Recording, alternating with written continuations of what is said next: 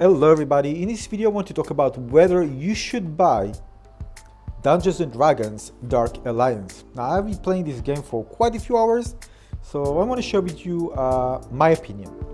Now the first thing, I didn't buy the game. I got it for free because I'm an Xbox Game Pass subscriber. So first of all, if you are an Xbox Game Pass subscriber, you should definitely give it a try. It doesn't take a long. Download the game, play it, see if you like it or not, and you decide for yourself. But for those who are thinking about whether it's worth paying for, well, that's a different story. Now I have to admit, if I was waiting to read, I didn't pre-order, and I was waiting to read the reviews first, and I would read the reviews, personally, I probably wouldn't have bought it. That's what I think. If I read so many kind of a mixture and many negative reviews about the game, and the reason for this is because it's actually combined with some of the gameplay that I've seen before actually playing the game, and I saw that the animation, I didn't like it. And usually when you see something that kind of is not polished in a very important aspect of the game, it's kind of a sign that other things probably won't be good as well. But the fact is that I actually played it. I downloaded it and played it via Xbox Game Pass, and I enjoy it. I enjoy it a lot. Now keep in mind that there are issues, but these are not game-breaking issues or things that really ruin the experience. For example, there are situations where I go with my hammer, not with this character, the other character, and I jump and it's kind of stuck in the air before falling, like for a few seconds. This obviously is a bug and needs to be fixed. Sometimes there's a level with the elevator where you need to take the elevator down, you just go down and then up. This is a bug, but this needs to be fixed. Sometimes with animation, so certain things just doesn't feel like it works super smooth. You just have a feeling, but it's still good. But you just feel that it's a bit lacking. You know kind of a smoothness when transitioning between one animation to the other. Overall, it works well, but again, you can see that there's room for improvement. Now, in terms of enemy AI, listen, I don't understand why there's something like, kind of a library for this, because, many games already have been done.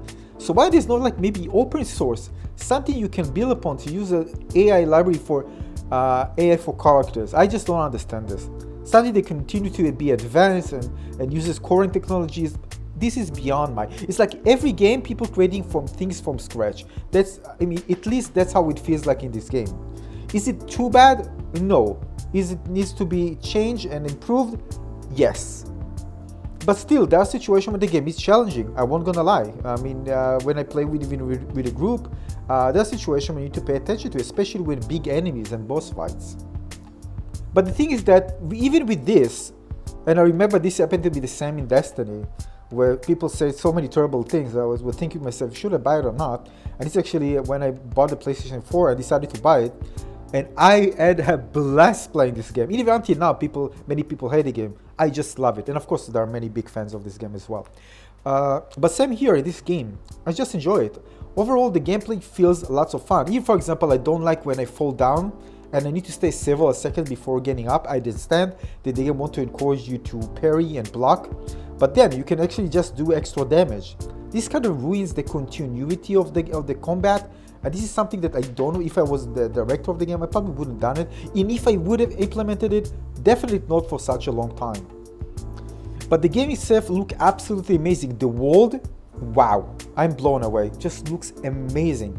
And it runs really fluently. I have a 1660 Ti, i7, 16 gigabytes. So again, not the top, but definitely runs very well on my computer, and the game just looks great. Now in terms of loot and everything, this is very satisfying. The game really kind of puts loot everywhere, and it's really fun getting new stuff, and things that you get actually looks really cool.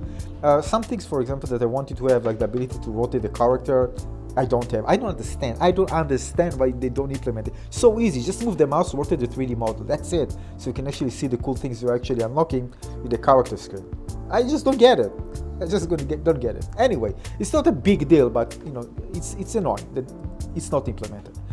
So again, it's a world that is really fun, kind of going with co-op and fighting other people and finding different locations that have loot. and there's some really cool kind of mini games there. They can just see things to search for in order to open secret location. So it's nice. It's nice finding loot, and the game feels very rewarding in that aspect.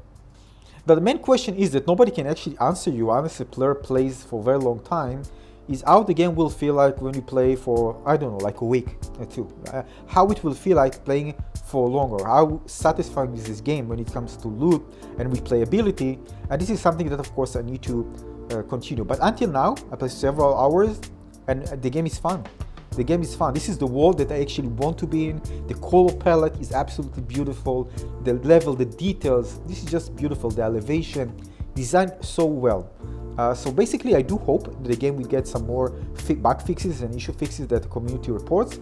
And I think this is the type of the game that will have kind of its own community, that people really enjoy playing it, that are going to be, others just don't like it and never going to touch it. But for me, yeah. I mean, if I have, after trying it, I can definitely recommend that. I would probably say wait for the patches to be released, but I know some people just want to play for day one to get progression, and be in the same line of everybody else, more or less. But if you ask me, I would probably wait for see what they're actually doing in the first patch before getting in, so it would be more kind of fun and good experience for you. Yeah, that's what I think. And this is also another thing, is because I don't want to encourage even developers releasing games with this type of issues. So especially not pre-ordering. Yeah, definitely I wouldn't pre-order this, but wait. But overall, if you ask me, generally speaking, I'm enjoying the game and I'm having lots of fun.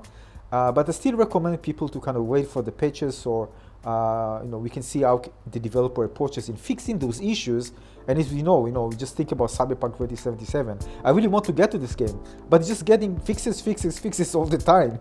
It doesn't get any content. I'm not gonna get into this game. Probably I never will. There's gonna be so many other games to play. I won't get motivated to jump in again. So the thing is that we need to see how the developer approaches fixing those issues that people are reporting and reviews are reporting.